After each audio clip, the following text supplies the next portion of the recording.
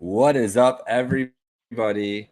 Welcome to our podcast presented by Trainwreck Sports, where we pay the bills. Jake Micah here with, finally joined by the one, the only, the hungriest man in the world in professional eating. That we're going with now, the 19th ranked competitive eater in the world. 19th ranked professional eater in the world, the former hungriest man and professional wrestler, Mega Bayarani. And future, I think. I think. Maybe, man. We'll have to see how the back plays out. We'll see. Hopefully, so get well soon. We're hoping good health for Megamite Ronnie. But Ronnie's here to join us to talk about, well, food and football, like the two, what America's built on, food and football. But last weekend, you weren't in America. You traveled overseas. You were in the UK competing in Major League Eating. So I know the results didn't go exactly the way you want, but just how was the experience of traveling overseas and competing on an international scale? That had to be a once-in-a-lifetime experience. Yeah, I mean, it was nice because they treated me really good when I got over there. So, like the Nathan's UK people and stuff like that, they were really psyched to have me.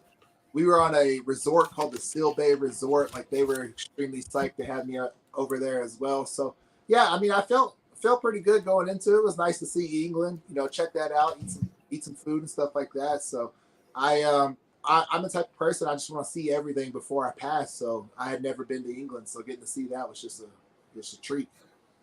Well, that's why you and I are friends, because I'm exactly like that, big experience person. So I'm glad you got to do that experience. What kind of food did you have in England? Like proper English food? What was your favorite English dish you got?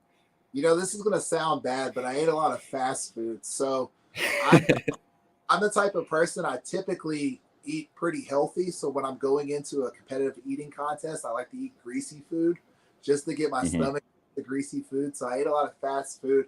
I tried the fish and chips, man. I'm not a big fish guy, but I decided, that's the big thing over there.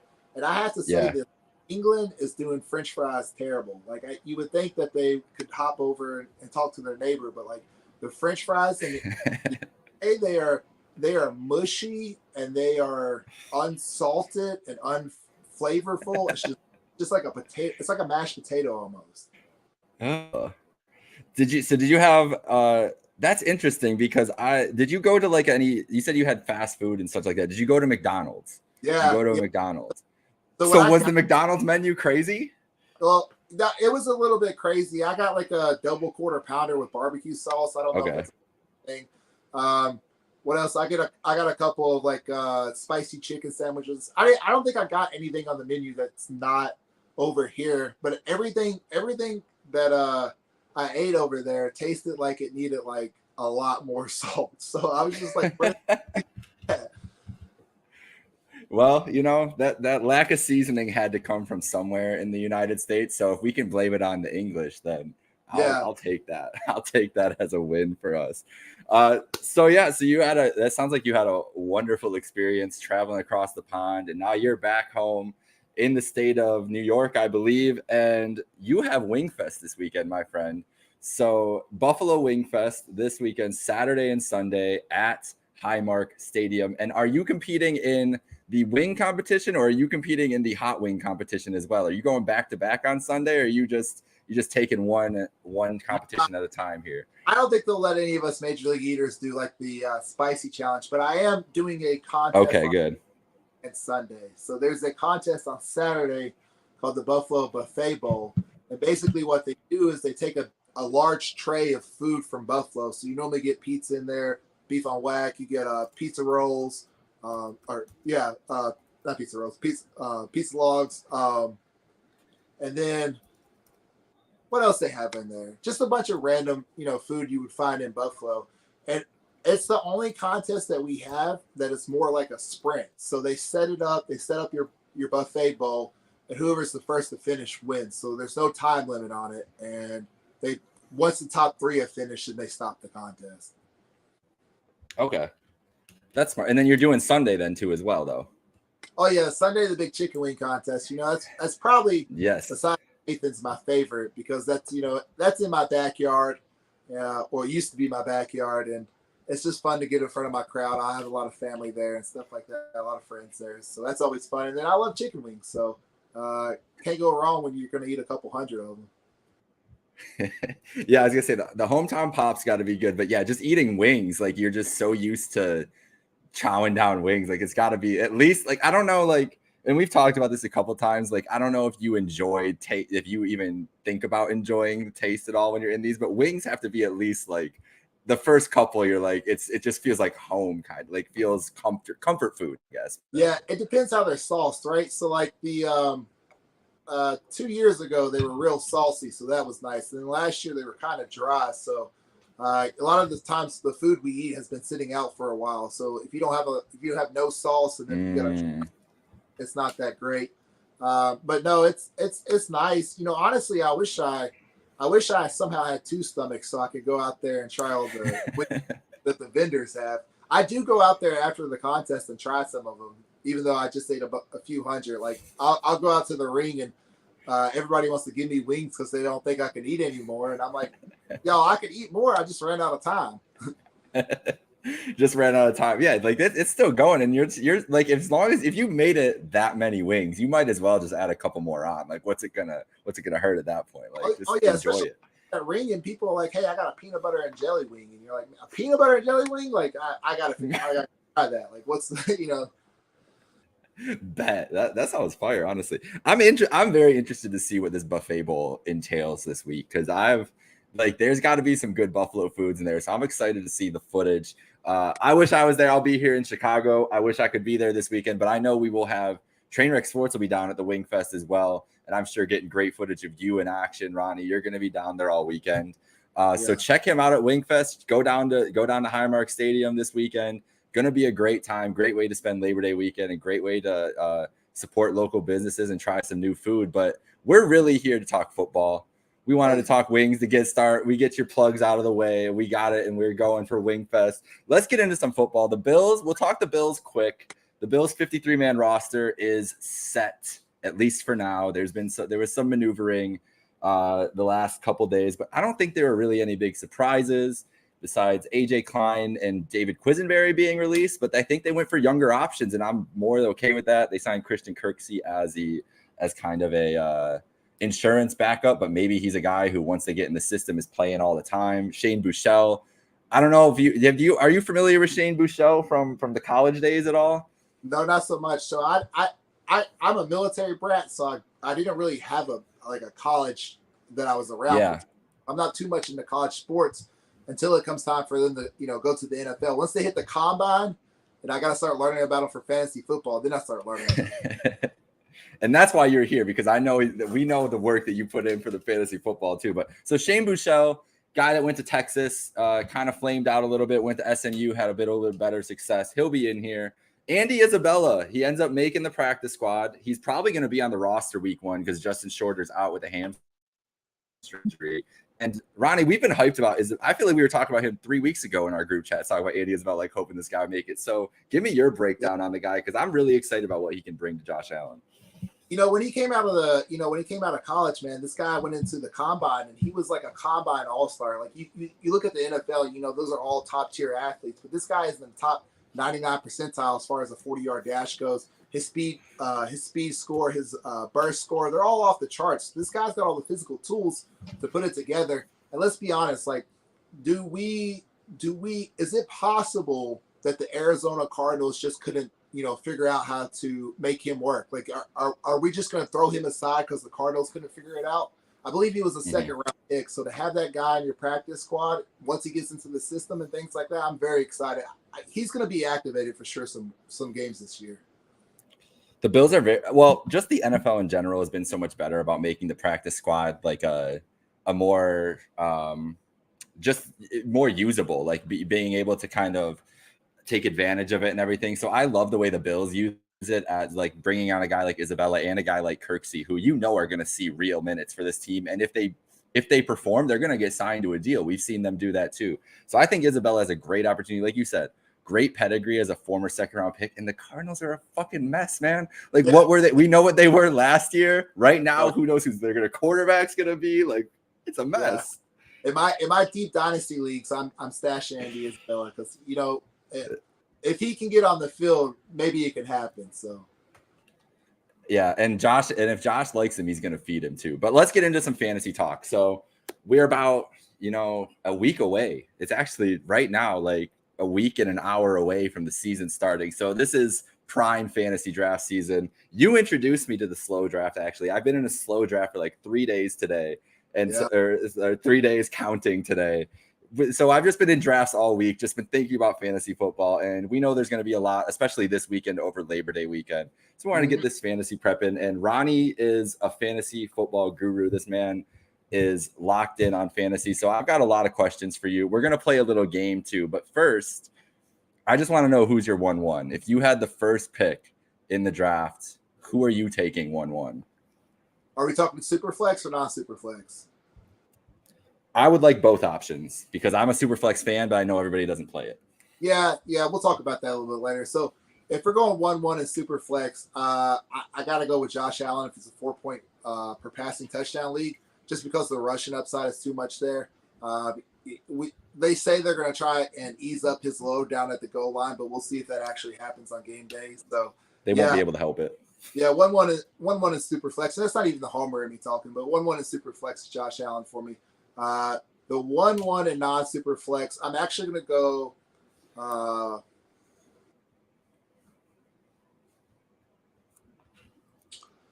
that's rough, right? So it's like, do you want Jefferson or do you want Chase? It's hard. I think I'm going to go with Chase just because I feel like the upside's higher there. Like the Bengals offense is going to be down in the red zone a lot more often than I feel like the Vikings are going to be down there. But you can't really go wrong with the 1-1. Either one of those two receivers, you're good. Do you think that Chase will have as much volume as Jefferson this year? I mean, I'm sure he will, but that's what I feel like the Jefferson upside of taking him one is like he's going to get every target from Kirk Cousins. Well, yeah, I mean, they just added a really good receiver in the first round with Addison. So that's true. True. But no, I don't know if the volume is going to be there for Chase compared to Jefferson, but I don't know if it has to be. I think those touchdowns are going to add up. And I think it'll work its way. I think it'll work its way out. Do I think Chase is going to have more targets? I don't think so, but I still think he's going to finish higher in points. Okay. Yeah, I like that. I mean, I don't think you can go wrong either with Chase, Jefferson in those spots. I think those are the two guys I would look at. If you're playing multiple leagues, you have the 1-1 in multiple leagues, you might as well just take 1 in one and 1 in the other. So that's true. And hey, one of my biggest tenets of fantasy too is if like there's someone you don't want to watch or a team you don't want to watch, don't take it. Both those guys, appointment viewing damn near almost every Sunday. So definitely worth it. So we're gonna play a little game, Ronnie. Okay. We're gonna play high and low, but a fantasy edition. So I'm gonna give you a player, and I want you to tell me the highest spot you would take them and what that scenario would be, and what the lowest spot you think you will be in the drafts you've seen, or where you think you might be able to get them depending on how the board falls. So we're gonna do that with about 10 guys or so. Sound good? That's good.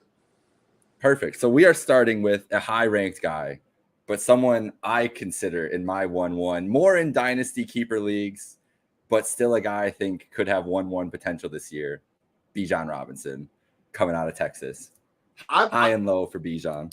I'm not too high on him as far as read goes, just because I don't know if I can trust the Atlanta offense, and Algier is going to still be used quite a bit. I do believe.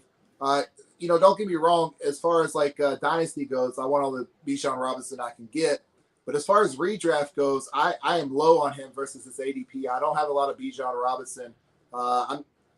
It really depends if you're talking PPR or not. But I feel nowadays PPR is the standard, right? Like more people are playing PPR than standard now, right? So yeah, I'm taking C-Mac. I'm taking McCaffrey over him. I'm taking Pollard over him. I'm taking Barkley over him. Like, yeah, I'm low. I'm low versus consensus when it comes to Bijan Robinson. I think that's I think that's fine to do with it, especially on a redraft situation, because you just don't know what he's going to be used like. Algier is still there, obviously, and Cordell Patterson's probably not going to be used as much in the running game this year, but you just don't know what Arthur Smith is going to kind of want to do. The upside, you said in Dynasty, obviously, this is like a guy who for years and years we're going to be talking about fantasy wise, I think, though.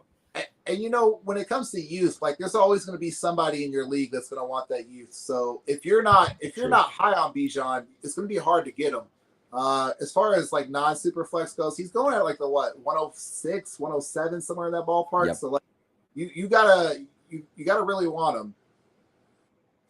Yep, I think in that draft I was speaking of earlier, I think he went 6-7, right, like pretty much right in there. That's about the range. So yeah, I feel good about that. So you could that's probably the highest. I mean, people are probably going up 4 or 5 to get him. I think you're not going to get him past like 8 or 9 though. No, there's a lot of receivers I want over him too, as far as running backs and stuff goes. Like I would probably wind up taking him like mid to late second round, and super flex. Sorry, my head defaults. we can default super flex because you and I are in agreement that that's the way to go. I love a super flex league. Oh yeah, for sure. So yeah, I'm taking him at the tail end of the second round in super flex, and probably at the tail end of the first round in non-super flex.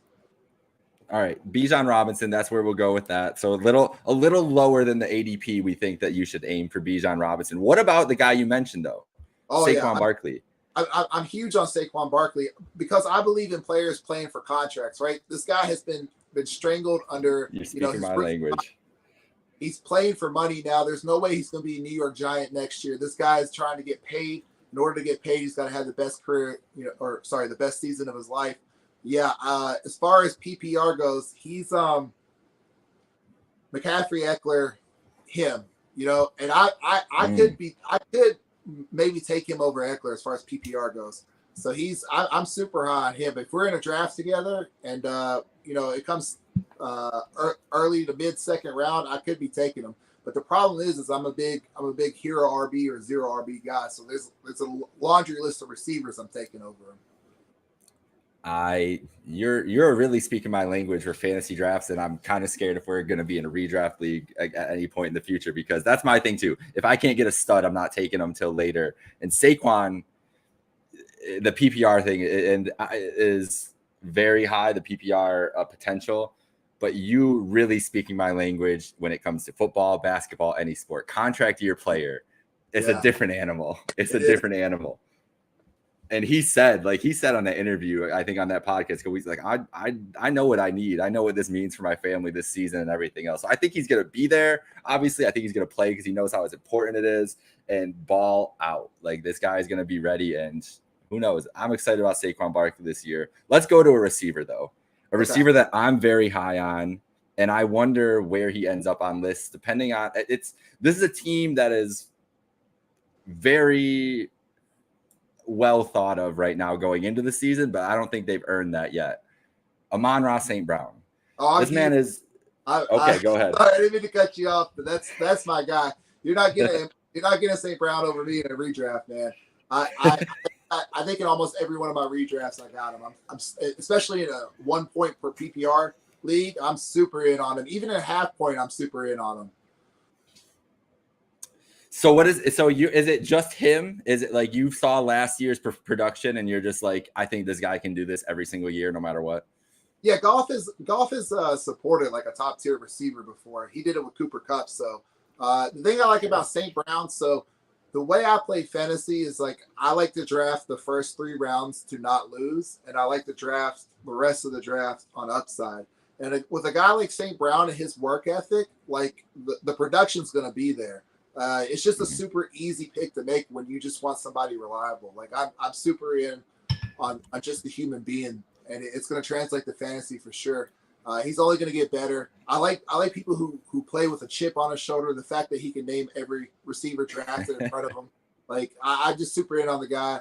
I think the Lions are going to win that division. I think the Lions are going to be a much improved team. I think the NFL thinks the Lions are a much improved team, or they wouldn't have them on prime time the first game of the season against the Chiefs. So I think everything lines up. That defense isn't too good. They're gonna have to score points. He just lost the receiver too, and JMO, so he's gonna get fed for sure. Yeah, this is one of my favorite players. I think I'm with you. I would take him higher than most people would think, especially receiver wise. And it's exactly what you said. It's about the person. Like the guy, if you listen to his interviews, if you go look back, like he is a grinder. He's such a great work ethic. Obviously, with his dad being a Olympic athlete and everything, they were taught discipline. There's some crazy stories about them working out when they were young and everything too. So yeah, this is a guy I have full faith in the rest of his career, honestly, to be a productive guy. For sure. A guy you want on your roster for sure. I took him in my redraft super flex, I think at 3-3. So as far as non-super flex goes, like I'm trying to think of some of the best ball drafts I did. I'm taking St. Brown probably around 13th or 14th pick in non-super flex. Yeah, and that's PPR too. He's a PPR monster. Yeah. So do you do typically PPR or half PPR? Because I've been a half PPR guy for most like leagues that I'll set up or do. But I like PPR, but I feel like half is just a good. Some people just despise it, so I just lead with half and go from there. No, I think half point PPR is the way to go. So the way I do it in my home league that I run, I actually do tiered PPR. So every reception is worth half a point, and then every reception from 0 to 4 yards, you tack on 0.2 points. Every reception from 4 to 10 yards, you act on 0.4 points, and so on and so on. And then every catch over 40 yards is worth 1.5 PPR. And the reason I do this is because I don't believe that a receiver going downfield and catching a 40-yard pass should be the same amount of points that a running back getting a dump off 2 yards behind the line of scrimmage. So yeah. But that's super fancy. Not a lot of people are going to have rules like that where the PPR tiers up depending on how deep the catch is. But I want half point because that 1 point just makes those dump downs just way too valuable in my opinion. Yeah, that's a great way to do that. I really like that tiered, like with yardage and everything. That's a smart way to do that. Yeah, because then you're like the Austin Eckler's of the world are not having the same PPR value if they're getting those kinds of catches and everything. So right, yeah, makes it much different league and probably more realistic to what you're watching on Sunday too, just like from impact standpoint and everything too. Yeah, Travis Kelce is next. Oh, sorry about that. It really takes down Najee Harris because like all he catches is 1 yard pass. Like that. Travis Kelce is the guy that I'm still in on. I think they're. Okay. What was that? I just said okay. Sorry, keep going. Sorry. Yeah, so Travis Kelce is somebody I'm super in on. As far as like the tight end one goes, like the guy's finished tight end one the last 4 or 5 years. And not only is he finishing tight end 1, he's destroying the competition. Tight end 2 is not even close. So when you have Travis Kelce on your team, you're at an automatic advantage. We're talking, could be 10, 15 points versus the guy you're going against tight end. And non-super flex, I can see myself taking Travis Kelce at like the 1.6, 1.7, 1.5, somewhere in that ballpark. Give me the Travis Kelce. I'll take a young receiver in the second round that's going to give me production as the rest of those guys. So yeah, that advantage that you get from Travis Kelce is just unmatched. There's nothing like that in fantasy football. Yeah, he's still the cheat code. I've never been lucky enough to get my hands on him in a redraft, and it's like one of my like biggest regrets in life is that I haven't been able to just eat up those tight end points and those Travis Kelce points because I think you're exactly right. I don't expect any drop off this year, and Mahomes, he's clearly going to be Mahomes' favorite target out of that group this year. So I'm excited about that. I still think I'd take him pretty high. Another guy, I don't know how high. This is not a question of how high you would take him as much as what do you think his potential is? Because there's been a lot of hype coming out. I just took him in the 4th or 5th. I had back-to-back picks, so it didn't really matter. But 4th or 5th round in my draft, Calvin Ridley has been looking good with Trevor Lawrence early on. So here's the deal about Calvin Ridley, right? Like, originally, I was out. I was out. So I started doing my best ball drafts probably about June or July, because if you're an informed drafter, you can really take advantage of ADP in June or July. It sort of catches up once you get to August. So at that point in time, you were Calvin Ridley Christian Kirk were actually right next to each other in ADP. They were separated by one spot. That's how close they were. They were both being taken in like the 5th round, 6th round, something like that. And you're not getting Calvin Ridley anywhere close to that anymore. So initially I was out on Calvin Ridley. I'm probably still lower than consensus on him. I don't think I have too many shares of Calvin Ridley. But I'm sort of beating myself up for that. I've seen the tape. I've seen the plays. I did not expect somebody who took 2 years off football to come back and look like that. So I'm probably lower than consensus, but I think I may get my butt whooped on this one. So yeah. It's the 2 years away from football. I was very worried about that. I think the thing that's craziest to me is not like I've known the guy's talented and everything.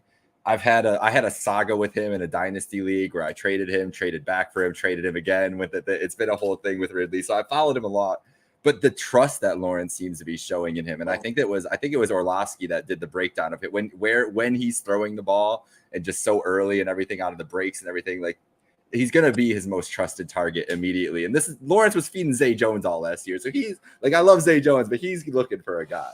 Yeah, for sure. I think it's going to hurt Christian Kirk quite a bit because from what I've heard, Christian Kirk's going to come off the field in 2 receiver sets. It's going to be him and Zay. So wow. Yeah, it's not looking good for Christian Kirk. But Calvin Ridley, yeah, I'm lower than most, but I'm sort of regretting it in the season. So don't be mean. Go draft you some Calvin Ridley. Well, I love a self-aware man here that can right his wrongs or at least admit his wrongs. Let's see here. This is the first quarterback we're going into, and it's not the obvious. We know where you take Josh Allen. We heard that earlier. Super flex. Mahomes, obviously, whatever. Jalen Hurts though, because obviously Jalen Hurts stud last year. Yeah. And I think he's still going to put up probably QB3 is where he is at least on this list. He's listed as QB3. I feel like those numbers are pretty about where he will end up, but I don't know. Is there a potential that guys behind him could catch up, like a Burrow, a Lawrence, a Lamar, a healthy Lamar? Does that drop Hurts' value in your mind compared to what he did last year?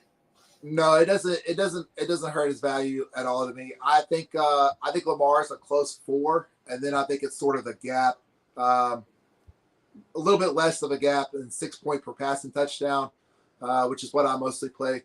But yeah, no, I'm super in on Jalen Hurts because he's not even close to the ceiling yet. A lot of the games that the Eagles were in last year, once they got up big, they just sort of handed the ball off and milked the clock. I think that division is going to be a lot more competitive this year. I don't think they're going to have as many easy games. I don't think they're going to be able to take their foot off the gas pedal. That defense got worse. He's going to have to point up the points. He's got 2 of the best weapons in the league, and Brown and Smith. I was thinking of it too. Yeah. Smith and Brown, and then Dallas Goedert's not somebody to be slept on either. So, yeah, Jalen Hurts is a very solid QB3 to me. I'm big on Lamar this year, but I'm still taking Hurts over. Yeah. Yeah, I think you got to trust Lamar just because if he's healthy, he's going to produce. But Hurts feels pretty safe in that roster, like you said, still loaded this year. So it might not be time to cash out on Hurts yet, but I feel like that's coming. I feel like that it's going to catch up to him because I just don't think he's as good as those guys. I think their team is better right now. Like, I think he's very good. I think he can be elite. I just don't see him as that level. I think he's set up in a great situation, which for fantasy, that's all that matters. That's like, it doesn't matter about that other stuff, but on the field, I feel like that's where he is. And that's where I try to like gauge it, like come in the middle somewhere. There used to be a big 3 as far as quarterbacks go. I think Lamar has made it a big 4, especially with the addition of all those weapons this year. But pretty much if you're in a draft and you see Mahomes go and you see Allen go, you better pull the trigger on Hurts. You better pull the trigger on Lamar because then you're getting a big drop in talent. So, yeah, I want one of those 4 on my teams, especially in Superflex. In non-Superflex, I feel like I'm taking elite quarterbacks higher than most people are just because that upside, like that consistency, that's something I want.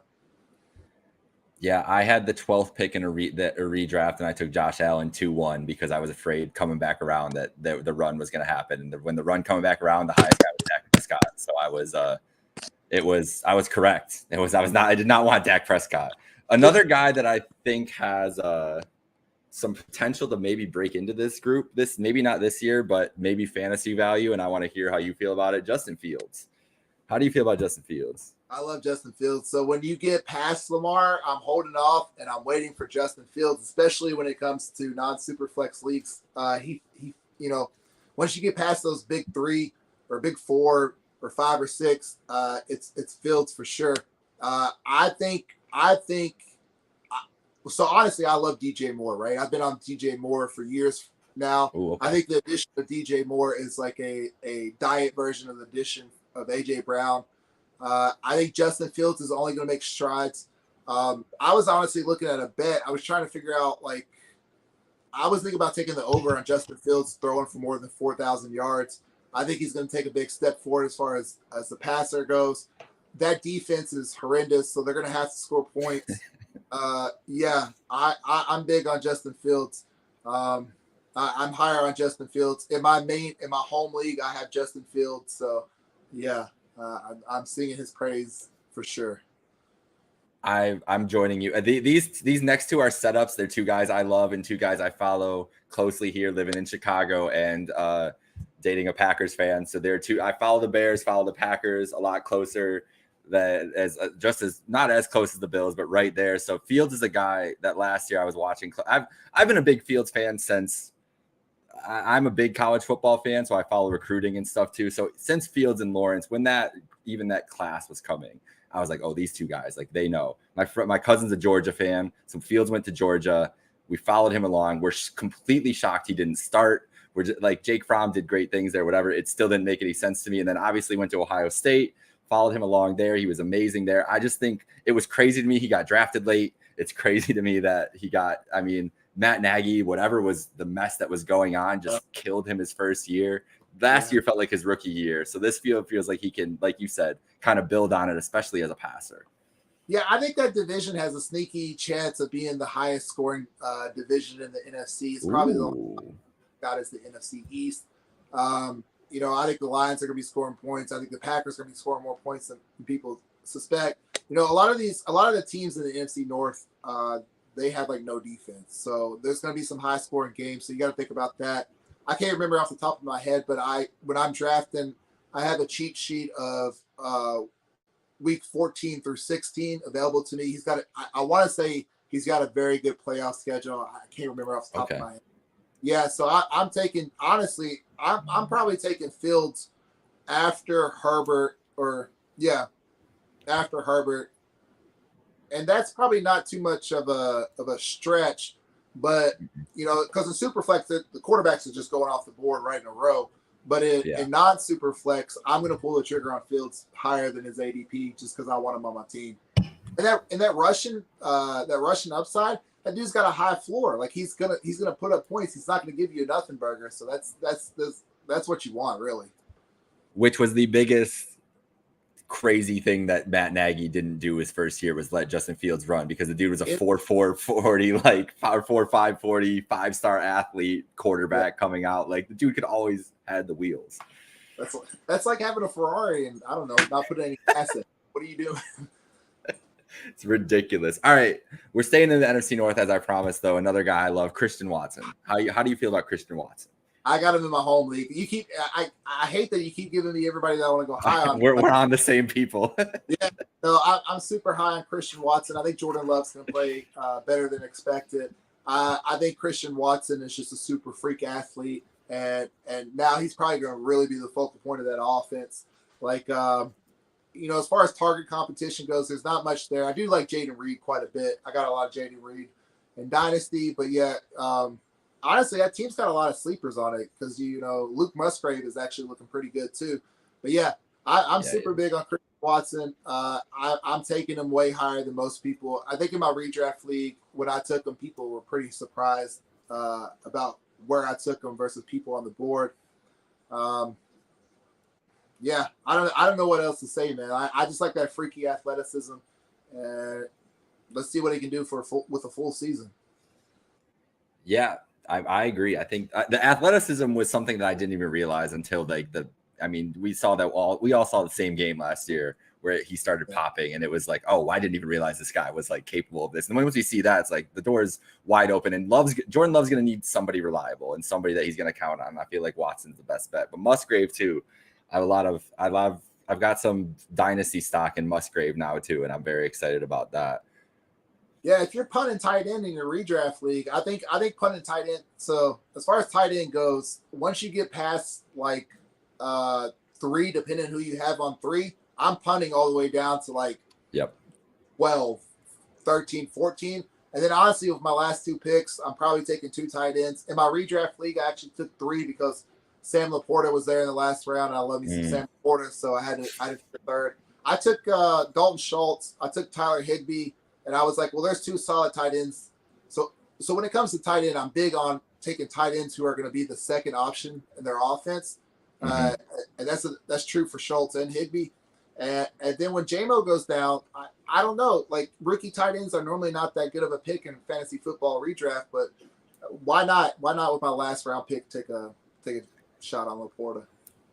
Yeah, it's really scaring me. We're either both going to be amazing at fantasy football or terrible this year, because I also took Dalton Schultz in like 3 leagues in the last couple of weeks. Because that's I'm a big punt tight end guy. Like, that's why I've never taken Kelsey, because if I look at Kelsey and then I see like AJ Brown or a receiver, I'm just going to be more inclined to take the receiver every time. And so I always just punt to the tight end. So we're going to finish with 2 Bills, because this is a Bills podcast. We got to finish with 2, and not just basic Bills. We got to finish with guys who I feel like they've got high floor, high ceiling potential. Gabe Davis is the first one, because who knows what this man's going to look like. I honestly, I may have more Gabe Davis in best ball. I play on Underdog, like Best Ball Mania, things like that. He may be my highest exposure as far as players go. And what's funny about that is that last year I was super out on Gabe Davis, right? He was themed up way too high, man. This guy was going in like the 3rd round and stuff like that. But now in a non-Buffalo league, you get Gabe Davis at like 7 or 8, and we're talking about a healthy Gabe Davis, also a guy playing for a contract. He is, man, when you look at the people being drafted around him, pulling the trigger on Gabe Davis is a very easy choice. I feel like just you mentioned the touchdowns earlier for Chase. I feel like the touchdowns for Gabe could be huge this year. And being healthy is so much. That's the biggest thing about Gabe's production last year that people just don't talk about, is a high ankle sprain for any football player is tough to get over during the season for a wide receiver. And then he came back after 2 weeks. He didn't sit 6 weeks like he should have. He came back after 2 and toughed it out. And that clearly had an effect on just even the routes they were letting him run, not even his play, just even what they were letting him do. So I think that's the biggest reason like you should be higher on him, because everybody's low on him because they think, oh, the production wasn't there. But there's like clear context for why the production wasn't there last year. I think in fantasy, honestly, there's a big problem that people have, is that looking on past data way too much, especially last season data. What you're doing in fantasy is you're trying to project this year's data. And if Gabe Davis stays on that field, he's going to blow his ADP out of the water. Like, that's an easy selection. I didn't get him in my redraft because it's a Buffalo league, so I really don't get a lot of Buffalo Bills in my redraft league. So somebody pull the trigger before me, but in a non-Buffalo league, I'll have Gabe Davis. I love that. All right, so we got to finish up with James Cook, because I feel like this is a high ceiling running back, high floor running back, depending on usage. But the explosive runs he had last year, and just if he has a higher usage rate, if he is really the RB1, like it doesn't have to be 70% of the carries, but if he is defined as the RB1, getting that RB1 usage, I feel like he has to be a higher.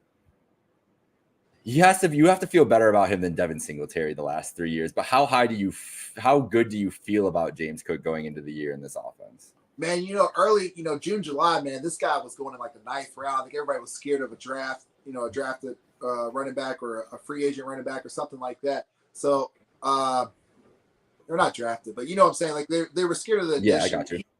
Damian Harris, where he's going now is too rich for my blood, to be honest with you. I think that backfield is going to be way more than a committee than what we're anticipating. I'm kind of high on Latavius Murray. Like I'm higher on Latavius Murray than a lot of people.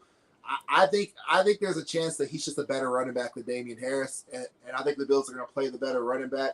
I think Latavius Murray is going to vulture a lot of touchdowns away. I think the fact that the third running back in Murray is so good is what has me down on Cook. I don't want to talk bad about Cook because I was excited about the pick. I'm excited about the player in real life. But as far as fantasy goes, he's really getting smoked up because a lot of those late round running backs, they all have something real, more negative than what James Cook has. So his value, he just keeps rising and rising and rising. And when ADP starts going up like that, it starts rolling like that. A lot of times I think players get oversteamed. And I think right now, people drafting right now, I think it's too rich for my blood. Fade the public, basically, is what you're saying. Once that public rises, like, I don't know about that. I'm super big on playing ADP. So like, if somebody, if there's bad news on somebody and they're slipping a round or two, they're not getting past me, right? So yeah, I'm fading the noise. He's gotten too rich for my blood. People have hyped him up too much. But as a Bills fan, I hope I'm wrong. I agree. I hope there's like 11 touchdowns in there and 1,100 yards, whatever he's got to do. All right. So before we go, thank you so much again for joining, Ronnie. What is your what's one sleeper, one piece of advice, like one person you're looking for that you maybe can get late in drafts or somebody even higher in drafts that you, like you said, you mentioned a couple people you're taking higher than other people, like someone we haven't talked about, who's a couple or one or two guys that you are just locked in on this year? Give me a second here. Yeah, no problem. I probably have Jaylen Warren in every one of my leagues. So as far as Jaylen Warren goes, I think he's a better running back than Najee Harris. I think if both those players were drafted in the same round, that Jaylen Warren would be starting right now. I think the only reason Najee Harris is starting is because that round one draft capital. It's kind of hard for an organization to bite the bullet on that.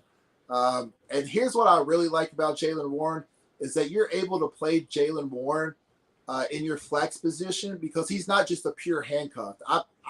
When it comes to handcuff running backs, I want guys who are going to get on the field regardless if the starter is missing games or not. So with Jaylen Warren, that's a guy that you can put in your flex and sort of feel comfortable about. So super big on Jaylen Warren. As far as tight ends go, I'm big on Sam Laporta. I'm throwing a lot of daggers on Sam Laporta at the end of drafts. And here's a real big thing about Sam Laporta is he's got the Chiefs in week 1. So if you're just looking for a tight end to start in week 1, take Sam Laporta in the last round of your draft, and they're playing the Chiefs. It's gonna be a 40-40 game. Like, all in the end zone, probably. And here's another one. I wasn't big on him coming out of the draft, but Tyjae Spears has shown me a lot as far as the preseason and offseason goes.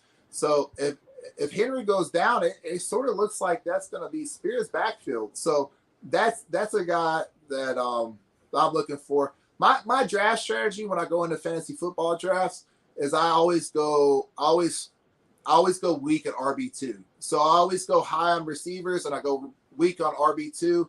And then once he gets to about round 12 in the draft, I'm taking 4 or 5 running backs. So there's a handful of guys there I'm taking that I'm happy about.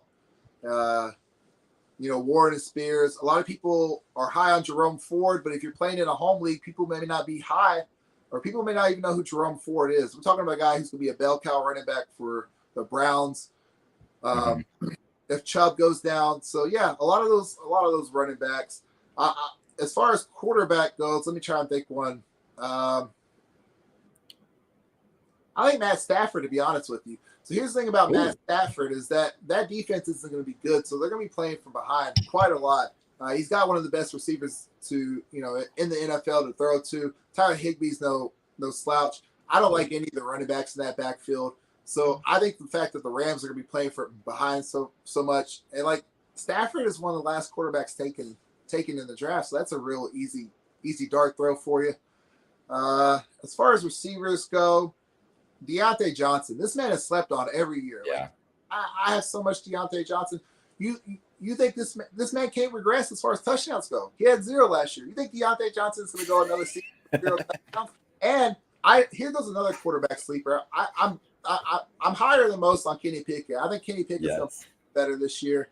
I think the Steelers are going to be a lot better than people expect. So give me all the Deontay Johnson I can, because people are just asleep at the wheel when it comes to that guy. And the Pickens hype has probably pushed down Deontay Johnson. Good call. But because the highlight catches that Pickens makes, so go ahead and take that discount and take Deontay Johnson. Once he gets close to his ADP, he's better. He's much better than any receiver out there. And then it depends what the audience is, but Darren Waller as well, right? Like Darren Waller is going to be the man in New York. Like there is no other receiving option that's even close to Darren Waller. He's easily the tight end 3 for me. A lot of people have him at tight end 4, tight end 5. Once I see Andrews go off the board, probably about 2 rounds later, I'm looking for Waller. And I think that's about higher than most people. So if you're looking at the board around 4, I want to say, and you don't like what's there, just take Darren Waller because that man's going to get fed.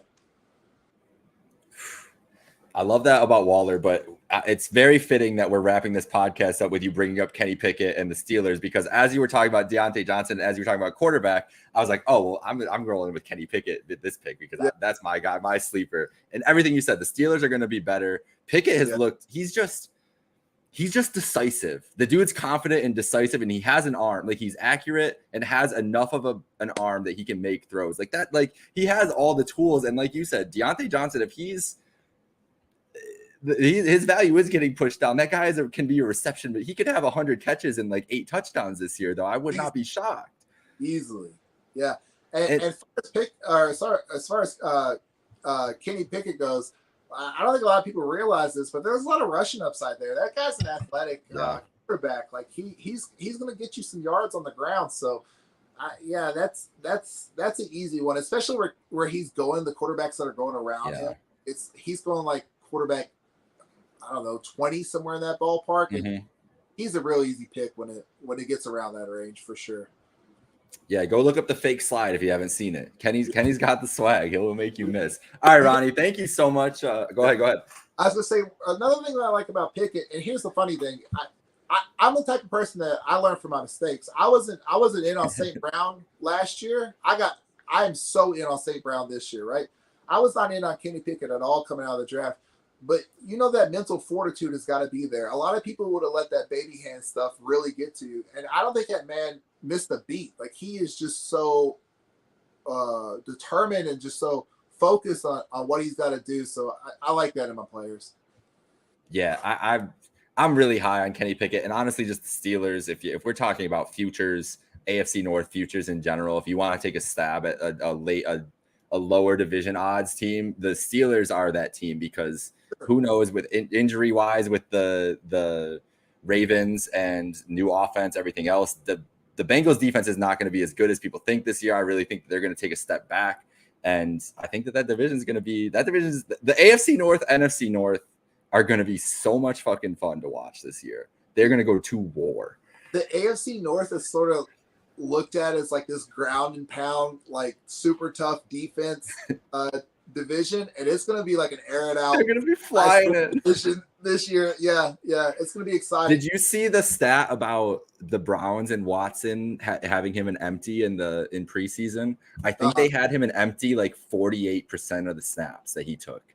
And he did not do that last year at all. Like Stefanski's just like, okay, we're scrapping our whole offense and building it around Watson. So I'm in agreement with you. Like the Browns are going to open it up. Pickett's going to be dishing around, and then we know what Burrow can do. And Lamar's in a passing offense now. Like they're going to be spread out and dishing it.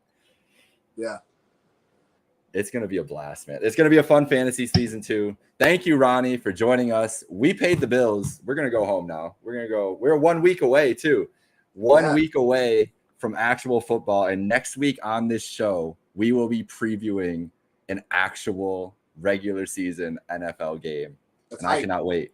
Rob Ryan's coming on, Ronnie, to talk about the Jets. That'll be lit. So thank you guys for joining. Thank you, Ronnie. Go see him at Wingfest this weekend. Go check him out on Twitter at Megabyte Ronnie and on YouTube, doing all sorts of challenges. I watched your Mountain Dew challenge yesterday or 2 days ago that you posted, and I felt sick myself. So I don't know.